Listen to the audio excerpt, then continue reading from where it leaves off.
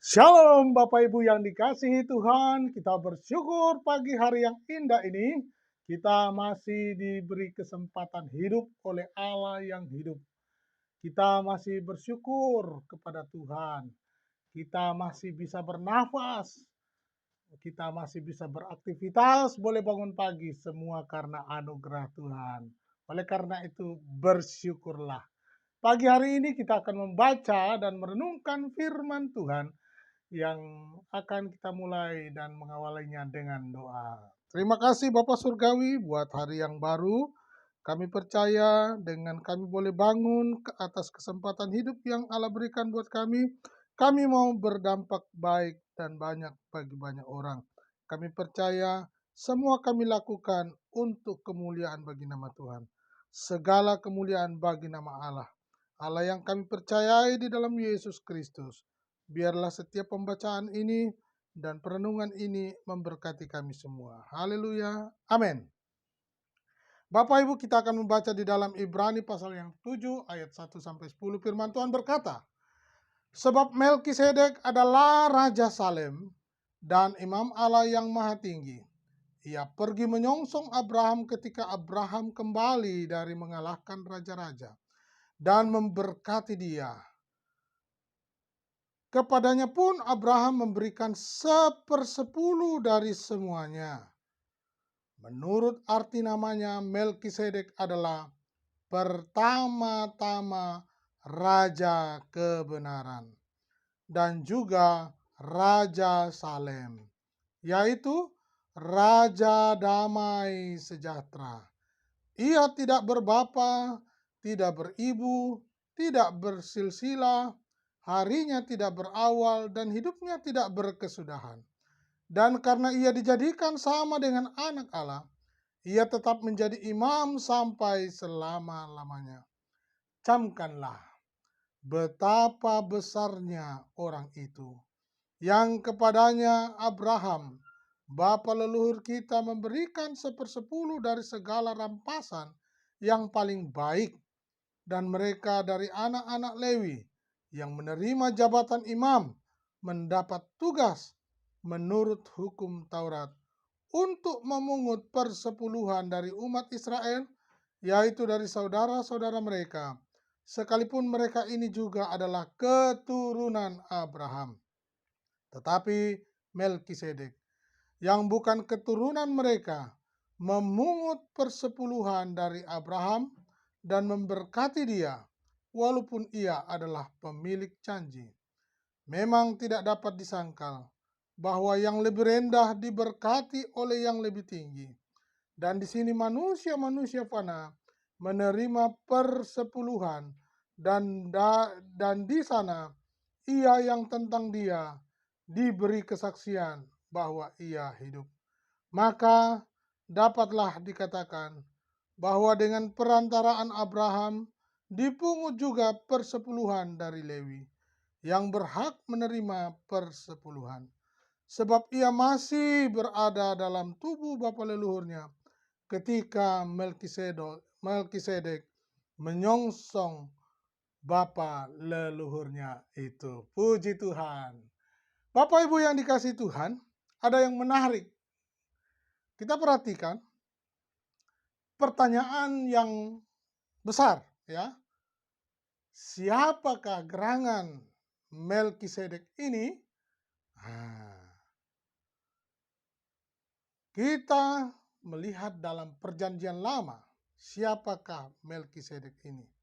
Kejadian 14 ayat 18 sampai 20 berkata, Melkisedek Raja Salem membawa roti dan anggur. Ia seorang imam Allah yang maha tinggi. Lalu ia memberkati Abraham. Katanya, diberkatilah kiranya Abraham oleh Allah yang maha tinggi, pencipta langit dan bumi. Dan terpujilah Allah yang maha tinggi, yang telah menyerahkan musuhmu ke tanganmu. Lalu Abraham memberikan kepadanya 1/10 dari semuanya. Puji Tuhan. Nah, dari ayat ini menjelaskan bahwa Melkisedek Raja Salem memberkati Abram, ya. Dia membawa roti dan anggur.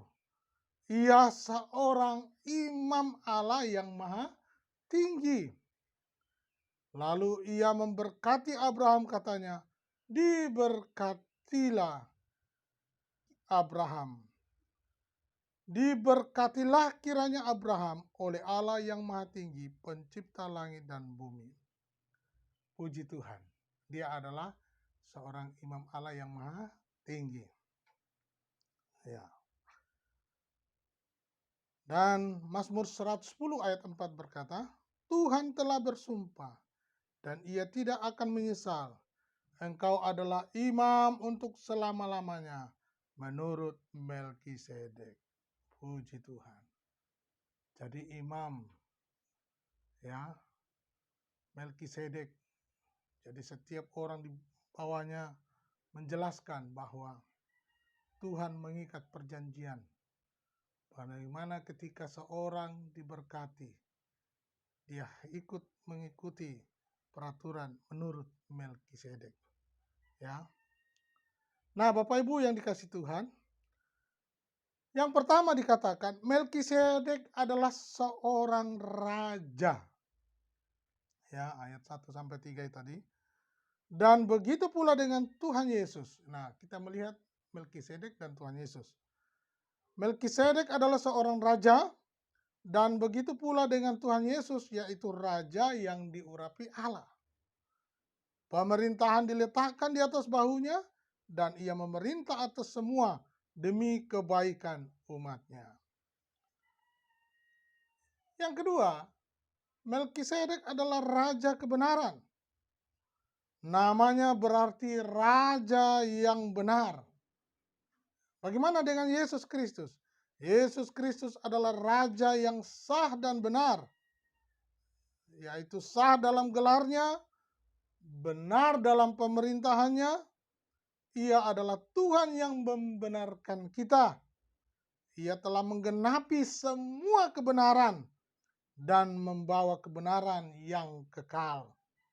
Ia mencintai kebenaran dan orang-orang benar dan membenci kejahatan. Ini dia. Yang ketiga, Melkisedek adalah Raja Salem, yaitu Raja Damai Sejahtera. Coba kita urut lagi ya. Pertama-tama Raja Kebenaran, lalu Raja Damai Sejahtera. Nah, coba kita lihat dalam pribadi Yesus. Dikatakan ia dengan kebenarannya membuat pendamaian. Dan buah dari kebenaran adalah damai Kristus. Berkata-kata damai, menciptakan kedamaian, dia adalah kedamaian, membawa damai bagi kita. Bapak Ibu yang dikasih Tuhan,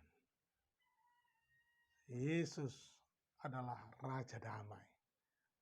Amin, Bapak Ibu.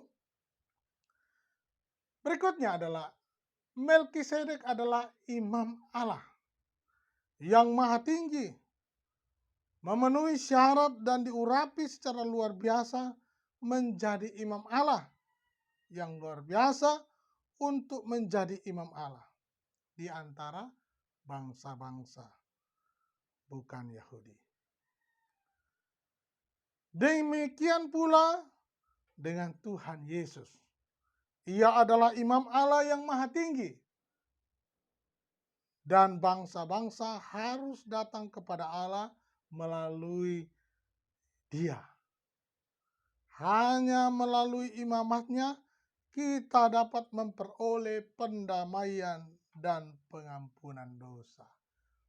Ini dia Bapak Ibu.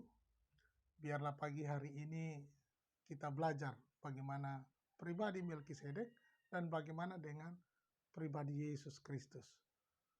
Bahwa hari ini yang kita percayai sebagai Tuhan dan Juru Selamat kita adalah imam kebenaran, imam damai sejahtera yang memberikan sukacita, memberikan damai karena dia adalah damai itu. Imam yang sejati. Yesus Kristus namanya. Tuhan Yesus memberkati.